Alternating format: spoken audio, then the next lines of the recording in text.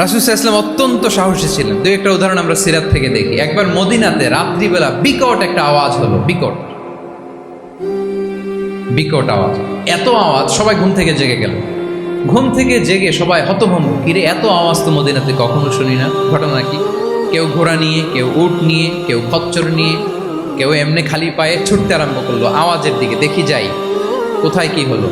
সবাই ছুটতে ছুটতে মাঝপথে যেয়ে দেখে রাসূল সাল্লাল্লাহু আলাইহি ওয়াসাল্লাম আওয়াজ কোথায় হয়েছে, কোত্থেকে হয়েছে দেখে ফিরে আসতেছে আর বলতেছে লান তুরাউ, ডোন্ট ওয়ারি, আরে ভয় নাই, দেখে আসছি আমি। আল্লাহু আকবার।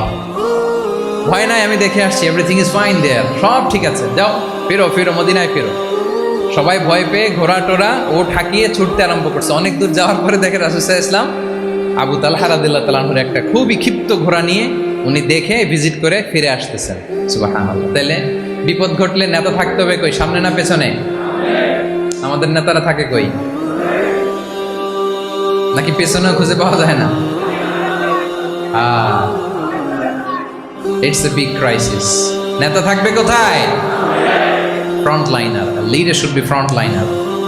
উনি তো লিড দিবে, নেতৃত্ব দিবে। এখন ওনারা যদি খুঁজে পাওয়া না যায় তাহলে থাকবে কিছু না। এই যে শিখতে হবে আমাদের, যেমনটা রাসূল সাল্লাল্লাহু আলাইহি ওয়াসাল্লাম করলেন। বিকট আওয়াজ, উনি আগে চলে গেছে, কাউকে না বলে দেখে চলে আসতেছে। আল্লাহু আকবার।